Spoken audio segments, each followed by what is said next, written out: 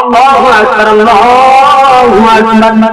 যখন মুয়াজ্জিন আল্লাহু আকবার আওয়াজ দেন, এমন সময় শয়তান ডান দিকে যাওয়া শুরু করে, অর্থাৎ পশ্চিম দিকে যাওয়া শুরু করে। যখন পশ্চিম দিকে আবার আযানের আওয়াজ পায়, মুয়াজ্জিন পশ্চিম দিক থেকে উত্তর দিকে ছোটাছুটি শুরু করে।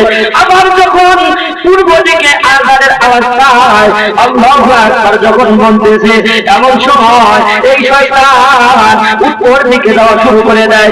উত্তর দিকে আগে হয় কিনা আওয়াজ দেন। যদি আওয়াজ না দেন তাহলে বোঝা গেল যে এমনও বোঝা হয় শয়তান হাসিনের লোক আসছে।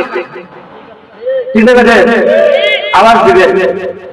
যখন দেখেন মুয়াজ্জিন আল্লাহু আকবার আযানের ধ্বনি দেয়, উত্তর পার্শ্বে যখন শয়তান দৌড়াতে শুরু করে দেয়, এমন অবস্থায় দক্ষিণ দিকে শয়তান যাওয়ার জন্য রওনা। এমন অবস্থায় দক্ষিণ দিকে যখন আল্লাহু আকবার আওয়াজ ভেসে আসে, শয়তান মাটির দিকে যাওয়া শুরু করে দেয়। মাটির দিকে যখন যাওয়া শুরু করে দেয়, কোন ছিদ্র আছে? জোরে বল, কোন ছিদ্র আছে? ছিদ্র নাই। মুসলমান ভাইরা আমার কথাগুলো খেয়াল করে শুনবেন। যখন শয়তান নিচের দিকে না যেতে পারে, শয়তান উপরের দিকে রওনা হয়। আবার যখন চতুর্পাশে আযানের আওয়াজ পায়, পাওয়ার কারণে আযানটা চতুর্পাশে ঘোরা শুরু করে দেয়।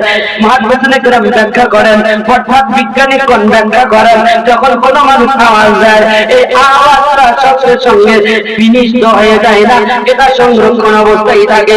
সেরকম ভাবে আপনি মোবাইলে কথা বলেন, মোবাইলে কথা বলার পর আপনার যেই কথাটা রেকর্ড থাকে কি থাকে না? যেরকম 500 বছর পরে যদি আপনি ওখানে চালতেন, আপনার আওয়াজ পাবেন কি পাবেন না? যেরকম পাওয়া যাবে কি যাবে না? আল্লাহ পাক রব্বুল আলামিন দুনিয়ার জমিনটায় যা কিছু করেন না কেন একটাও বিনষ্ট হয় না, সংরক্ষণ করাই থাকে। শয়তান যখন উপরের দিকে রওনা হয়, এমন অবস্থায় উপরের দিকে এই আওয়াজটা থাকে। আওয়াজ থাকার কারণে শয়তান কোন দিকে যাওয়ার কোনো রাস্তা পায় না, একটা বিকল্প রাস্তা ব্যবহার করে, সেটা হলো কুত্তার পিছন দিয়ে। বুঝতে পারছেন? কুকুর ছিলেন দেখেন, কিছু কিছু কুকুর আছে মুয়াজ্জিন যখন আযান দেয় কি দেয়? কি আযান দেয়? মুয়াজ্জিন যখন আযান দেয়, কুকুরগুলো ফজরের সময় কেমন জানি ঘেউ ঘেউ শুরু করে দেয়। দেয় কি দেয় না?